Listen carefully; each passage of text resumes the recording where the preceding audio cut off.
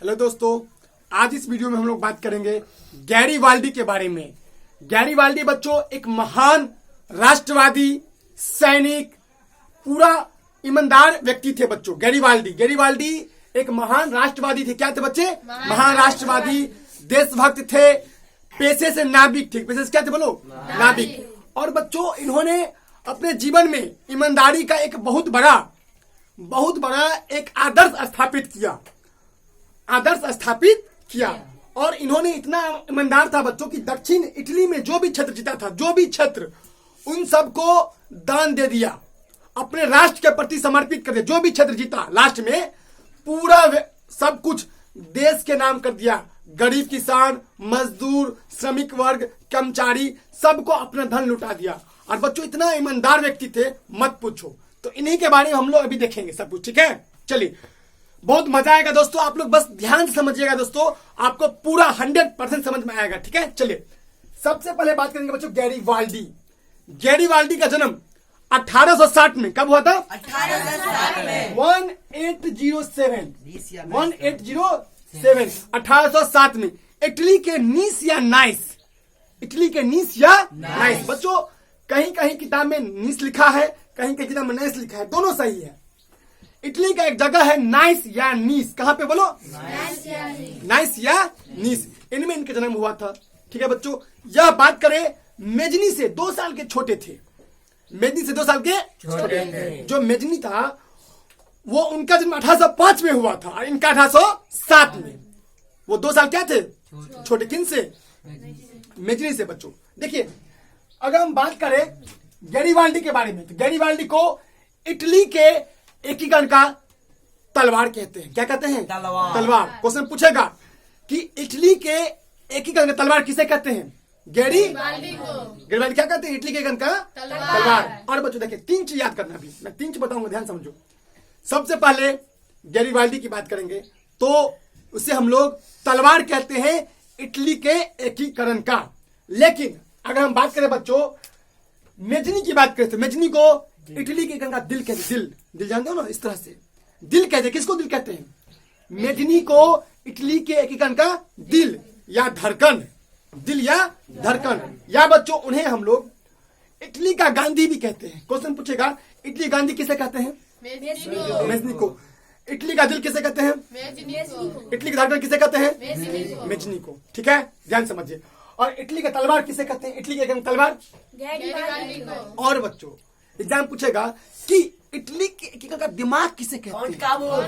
हाँ, काउंट काबूल को इटली के एकीकरण का दिमाग। ठीक है, तो याद कर लो पहले। तलवार किसे कहते हैं बताओ? गैरीवाल्डी को। और इटली का दिल किसे कहते हैं? इटली के एकीकरण का दिल मेजनी को। और इटली का गांधी किसे कहते हैं? देखो, इटली का गांधी क्यों कहते हैं बच्चों? क्योंकि देखिए समझिए, गांधी जी में जो बात था वही बात मेजनी में था। वही बात किसमें था? मेजनी में। देखो, मेजनी एक साहित्यकार था, एक अच्छा राष्ट्रवादी था। इसी प्रकार महात्मा गांधी भी क्या थे? सेम थे। इसलिए इन्हें हम इटली का गांधी भी कहते हैं। ठीक है, ध्यान समझिए बच्चों। हम टॉपिक पे आते हैं, बात करते हैं गैरीवाल्डी की। इस टॉपिक में बात करेंगे गैरीवाल्डी की। देखिए बच्चों, ये मुख्य रूप से एक नाविक थे बच्चों। जब उन्होंने अपना पढ़ाई कंप्लीट कर लिया तो युवा अवस्था में भी इन्होंने नाव चलाने का कार्य किया था। किन्होंने? गैरीवाल्डी। ठीक है बच्चों। और इनका मुख्य फोकस दक्षिणी इटली पे था। कहां पे था? दक्षिणी इटली पर इनका मुख्य रूप से फोकस था। कहां पर? दक्षिणी इटली में फोकस था। ध्यान समझिए क्या हुआ उसने। ध्यान समझिए, इन्होंने दक्षिणी इटली को एकीकरण का करने का प्रयास किया। एकीकरण मतलब होता है एक करना। एकीकरण मतलब क्या होता है? एक करना। दक्षिणी इटली के पूरा एक करने का प्रयास किसने किया? गैरीवाल्डी। देखो बच्चों, इनके बारे में मैंने यहाँ लिख दिया है। यह एक महान क्रांतिकारी थे, महान राष्ट्रवादी थे। राष्ट्रवादी जानते हो ना? जो अपने राष्ट्र से प्रेम करता है। सैनिक थे, नाविक थे, देशभक्त थे और राष्ट्रवादी थे। राष्ट्रवादी जो अपने देश से प्रेम करे, क्रांतिकारी जो क्रांति करे। ठीक है, और नाविक जानते हो, सैनिक जानते हो, आर्मी, तमाम चीजें इनमें था। बच्चों इनकी पत्नी का नाम अनीता गैरीवाल्डी था। अनीता गैरीवाल्डी ने इनको बहुत कुछ सिखाया था। ध्यान समझ, जैसे कि गोरिल्ला वार आप लोगों ने सुना होगा। गोरिल्ला वार मैं बताता हूं, नहीं सुना है तो गोरिल्ला वार एक ऐसा वार होता है, एक ऐसा युद्ध होता है जिसमें कि शत्रु के ऊपर, दुश्मन के ऊपर छुप करके अटैक किया जाता है। जैसे कि यहां पर अगर बात करें इंडिया में, गोरिल्ला वार जो फेमस था वो वीर शिवाजी जो थे बच्चों, वीर शिवाजी, तो उन्होंने गोरिल्ला वार में एक्सपर्ट था, बहुत एक्सपर्ट थे वो। तो उसी प्रकार गोरिल्ला वार मतलब सिखाया था, किसे सिखाया था? अनीता गैरिबाल्डी, जो कि पत्नी थी। अनीता गैरिबाल्डी को क्या थी बताओ? पत्नी। किनकी पत्नी? गैरिबाल्डी की पत्नी। अनीता गैरिबाल्डी पत्नी थी किनकी? गैरिबाल्डी की, जिन्होंने उन्हें बहुत कुछ ट्रेनिंग दिया, बहुत कुछ सिखाया, तलवार चलाना भी सिखाया बच्चे, ठीक है, समझी, बहुत हेल्प किया। टॉपिक बातें, चलिए बात करेंगे बच्चों हम लोग गैरिबाल्डी। तो इनका मुख्य फोकस दक्षिणी इटली में, कहा था? वहां पर मुख्य रूप से दो जगह था, सिसिली और नेपल्स। सिसिली और नेपल्स। कोई क्वेश्चन पूछे कि सिसिली और नेपल्स पर कौन आक्रमण किया था? तो गैरिबाल्डी। क्या किया था? गैरिबाल्डी ने सिसिली और नेपल्स पर अटैक कर दिया, वहां का पूरा सब कुछ जीत लिया। क्या किया? जीत लिया। और वहां पर गणतंत्र की स्थापना की बच्चों, डेमोक्रेसी की स्थापना। जैसे हम लोगों में यहाँ पे क्या है? गणतंत्र, जिसको मन होगा उसको वोट देंगे। तो वही प्रकार वहीं सिसिली और नेपल्स में, बोलो, सिसिली और नेपल्स में उन्होंने क्या किया? गणतंत्र की स्थापना की, ठीक है। ध्यान समझिए, कहां पर? सिसिली और नेपल्स। ये दो छोटे छोटे राज्य हैं सिसिली के। क्वेश्चन पूछेगा ये क्या है? छोटे छोटे क्या है? सिसिली और नेपल्स। कहां पे है? इटली में। कौन जीता इस क्षेत्र को? गैरिबाल्डी। और क्या किया? उस जीते हुए क्षेत्र को विक्टर एमिनल दे दिया। किसको दे दिया? और विक्टर एमिनल को बोला कि आप यहाँ पर राजा बनिए, आप यहाँ पर प्रधानमंत्री बनिए। उन्होंने वहां पर राज किया, ठीक है। हुआ के ध्यान समझिए, आगे देख समझिए बच्चे। हम बात करेंगे थोड़ा गैरिबाल्डी और मेजनी के बारे में। देखिए, गैरिबाल्डी जो था मेजनी का समर्थक था। मेजनी क्या था? समर्थक। उनका विचार इतना अच्छा था, उनके विचारों से बहुत प्रभावित हुआ था। बात नवंबर 1833 की है, नवंबर 1833 की। क्या हुआ? ध्यान समझिए। 1833 नवंबर महीना 1833 में क्या हुआ? ध्यान समझिए। इन दोनों में भेंट होता है, मुलाकात होती है। किनके बीच में? हाँ, गैरिबाल्डी और मेजनी के बीच में। और इनके विचार से इतना खुश हो जाते हैं गैरिबाल्डी, बहुत खुश हो जाते हैं। कौन? गैरिबाल्डी बहुत खुश हो जाते हैं मेजनी के विचार से कि कितना अच्छा आदमी। जैसे महात्मा गांधी जो मिलता था वो खुश हो जाते थे लोग, उसी प्रकार जो गैरिबाल्डी जो मेजनी से मिलता था तो वहां के लोग खुश हो गए। बोला कितना अच्छा विचार है। और उनके विचार से प्रभावित होकर के उन्होंने यंग इटली, कौन बताओ? यंग इटली का सदस्य बन गया। ध्यान से हम क्या कर रहे हैं? मेजनी के विचारों में के प्रभाव में आकर के गैरिबाल्डी ने नवंबर 1833 में, नवंबर 1833 में जो एक पार्टी बनाया था मेजनी ने, यंग इटली। यंग इटली किसने बनाया था? मेजनी ने। कब बनाया था? 1831 में। 1831 में एक गुप्त संस्था, बच्चों देखिए, गुप्त संस्था थी यंग इटली। क्या थी? गुप्त संस्था। कार्बोनरी भी गुप्त संस्था था। देखिए, पहले जमाने में लोग ना कोई खुल करके विरोध नहीं करता था, गुप्त संस्थाएं बनाई जाती थी। गुप्त संस्था जो कि विरोध करता था, उसमें लोग सदस्य जुट जाते थे। इन्होंने तो क्या हुआ, तो गैरिबाल्डी भी इसमें ऐड हो गया। किसमें ऐड हो गया? गुप्त संस्था। कौन गुप्त संस्था? यंग इटली में। जो किसने बनाया था? मेजनी ने। कब बनाया था? ये जुड़ा कब था?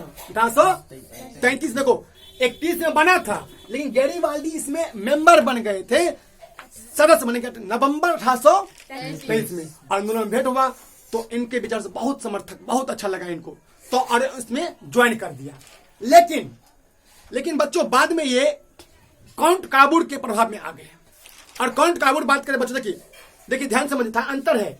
मेजनी का विचार और काउंट काबूर का विचार में डिफरेंस है, जमीन आसमान का अंतर है। देखिए, जो मेजनी था वो लोकतंत्र का समर्थक था, गणतंत्र का समर्थक था, समझे। लेकिन बात करें विक्टर एमिनियल, वो राजतंत्र का समर्थक था। राजतंत्र मतलब राजा का अधिकार हो, राजा का अधिकार। लेकिन मेजनी जो था वो बोला नहीं, लोकतंत्र, डेमोक्रेसी होना चाहिए। जैसे कि यहाँ पर अभी वर्तमान समय डेमोक्रेसी है, लोगों का शासन हो। मेजनी बोला नहीं, राजतंत्र हो, लेकिन कैसा? संवैधानिक राजतंत्र। बोलो, संवैधानिक राजतंत्र। देखो, एक होता है, दो तरह के राजतंत्र होते हैं। एक होता है संवैधानिक राजतंत्र, एक होता है निरंकुश राजतंत्र।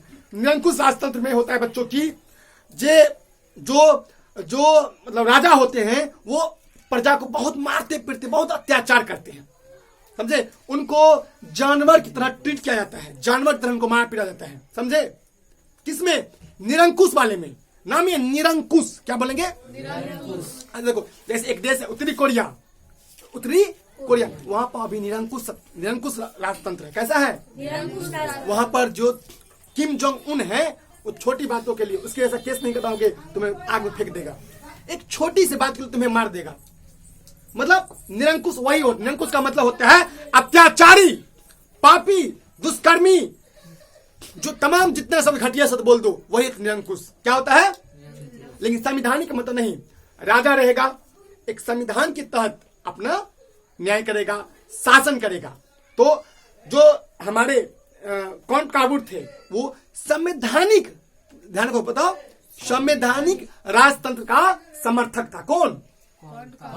लेकिन बात करें मेजनी की, तो मेजनी था लोकतंत्र में विश्वास करता था, ठीक है, लोकतंत्र में बिलीव करता था। ध्यान समझिए हुआ क्या आगे देखिए। तो बाद में क्या हुआ कि गैरिबाल्डी ने मेजनी को छोड़ करके थोड़ा देर के लिए, ध्यान समझो, थोड़ी देर के लिए प्रभाव में आ गया। किसने प्रभाव में आ गया? किसके प्रभाव में आ गया? ये कौन काबूल के प्रभाव में आ गया। अब किसको छोड़ दिया? लेकिन फिर भी इनका विचार नहीं मिलता था, विचार वही था, मेजनी वाला ही विचार था, लेकिन कुछ देर प्रभाव में आ गया। तो बात हुआ, ध्यान समझ, आगे समझते हैं। तो बात करते हैं सिसिली और नेपल्स। तो हमने बताया सिसिली नेपल्स में बच्चों ध्यान समझिए, सिसिली नेपल्स एक ऐसा मतलब दो छोटे छोटे जगह थे इटली में जहां पर बुर्बो राजवंश, कैसा राजवंश? बुर्बो राजवंश। देखिए बुर्बो राजवंश एक ऐसा घटिया राजवंश था। कैसा बताओ? घटिया। घटिया क्यों? क्योंकि यहां पर राजा जो था निरंकुश था। क्या था? और मैंने अभी बताया निरंकुश मतलब होता है बच्चा अत्याचारी, दुष्कर्मी, पापी, तमाम शब्द। चूंकि जो जनता पर अत्याचार करे, जनता का शोषण करे, उसे कहते हैं निरंकुश। क्या बोलते हैं? बिना मतलब की गोली से शूट कर दे, वो क्या हुआ? निरंकुश। अत्याचारी, पापी, जो कहा था, बोलो कौन था? निरंकुश बुर्बो राजवंश। बोलो निरंकुश बुर्बो राजवंश। याद रहेगा ना? बताओ कौन वंश? निरंकुश बुर्बो राजवंश। कहा था? सिसिली और नेपल्स में। सिसिली और नेपल्स में हुआ क्या? वहां का जनता बहुत तंग हो गया बेचारा, बोला कि यार इससे भगवान बचाए हमको बुर्बो राजवंश से। इतना खच्चर था ये राजवंश, निरंकुश राजवंश, बहुत अत्याचारी था, बहुत क्या था? फिर आया गैरिबाल्डी, बोला हम बचाएंगे तुम लोगों को, मैं सपोर्ट करो। और वही हुआ। वहां की जनता, वहां का जो लोग था पूरा सपोर्ट किया। पूरा क्या किया? किसको सपोर्ट किया? गैरिबाल्डी को। गैरिबाल्डी को फुल सपोर्ट दिया, बोला कि हम तुम्हारे साथ हैं, चलो ठीक है। और इसके ही परिणाम सब, जब जनता ने सपोर्ट किया, वहां के लोगों ने, जो सिसिली नेपल्स की बात कर रहे हैं बच्चों, किसकी? सिसिली नेपल्स में वहां के जो लोग थे, बोला ठीक है गैरिबाल्डी हम तुम्हारा सपोर्ट करेंगे। और उसके सपोर्ट से ही वहां पर गणतंत्र की स्थापना हुई। और गैरिबाल्डी ने वहां पर जीत स्थापित किया। कहां पर? सिसिली और नेपल्स में। और वो क्षेत्र अंत में किसको सौंप दिया? विक्टर एमुनियल को। बोला तुम ही बनो वहां का शासक, वहां प्रतिनिधि को उसको भेज दिया। हुआ क्या? ध्यान समझे बच्चों, इतने ईमानदार आदमी थे मत पूछो, बहुत भयंकर ईमानदारी थी। किसने? गैरिबाल्डी। बहुत ही अच्छे थे। ऐसा लोग आजकल मिलना दुर्लभ है। जो भी क्षेत्र जीता था सब अपना राष्ट्र के प्रति दान कर दिया बच्चों। इतना मस्त आदमी था मत पूछो, बहुत ही अच्छा। ध्यान समझिए, फिर ध्यान समझिए आगे क्या हुआ। आगे बात हुआ 1862 में, 1862 में। ध्यान समझिए 1862 में बात करें बच्चों, इन्होंने रोम पर अटैक करने का योजना बनाया, प्लानिंग किया। प्लान मतलब योजना। प्लानिंग किया कि भाई हम अब रोम पर क्या करेंगे? अटैक करेंगे। लेकिन बच्चों बात करें, एक व्यक्ति था कॉन्ट काबूल, उसने विरोध किया, नहीं तुम अटैक नहीं कर सकते हो। किस पर अटैक नहीं कर सकते हो? रोम पर। और उसने क्या किया? पिडमोंट की सेना भेज दिया। बच्चों पिडमोंट एक जगह है। पिडमोंट क्या है? देखिए जैसे मैंने बोलो पिडमोंट, सिसिली, नेपल्स, ये सब छोटे छोटे जगह होते, नाम नहीं है किसी व्यक्ति का। ये क्या है? जगह। पिडमोंट का पिडमोंट बढ़िया सर कर लो।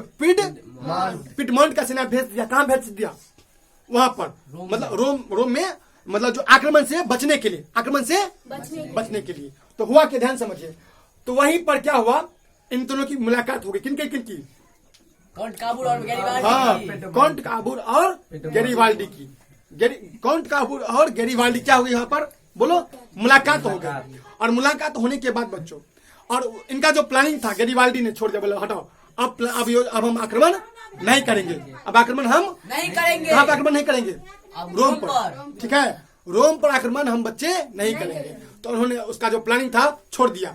बच्चों, जो भी क्षेत्र जीता था, किसने जीता? जो भी क्षेत्र, बोलो, सब संपत्ति दान कर दिया। बच्चों, इनकी ईमानदारी से, इनकी देशभक्ति से, इनका जो इतना ईमानदार थे, इनसे प्रभावित होकर एक व्यक्ति थे, लाला लाजपत राय।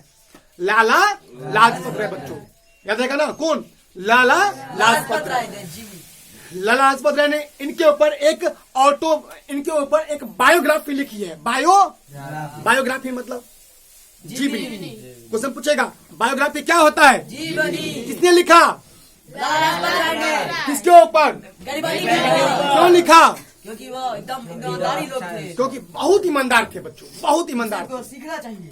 हमें इनकी जीवनी से ईमानदारी सीखना चाहिए। क्या आप लोगों का पूरा जीता हुआ क्षेत्र किसी को दे देंगे? ऐसे नहीं दे पाएंगे। अभी बोल रहे हो दे देंगे, बट जब तुम जीत जाओगे, जब तुम्हें नौकरी हो जाएगा, बोलेगा 5 लाख रुपया दे दो, बोलोगे नहीं 5 लाख रुपया दे देंगे, नहीं, ऐसा होता है, समझे? तो इन्होंने क्या किया? इन्होंने बच्चों पूरा संपत्ति राष्ट्र के नाम समर्पित कर दिया। जैसे हमारे मोदी साहब हैं, मोदी साहब की बात करें बच्चों, तो उन्होंने क्या किया? गुजरात में जब जो भी सैलरी था पूरा दान कर दिया वहां कर्मचारियों को। ये सत्य बात है। देखिए, मैं किसी पॉलिटिकल पार्टी का पक्ष नहीं लेकिन मोदी की में ये बात है कि मोदी जो भी क्षेत्र जीतते हैं, जो भी पैसा जीतता है, मतलब क्षेत्र क्या जीतेगा, जो भी मतलब कहने का अर्थ है, जो भी पैसा इनको आया, सैलरी 4 लाख रुपया था लगभग उस समय। एक न्यूज आया था 4 लाख या 20 लाख ऐसे कुछ रुपया था, समझे?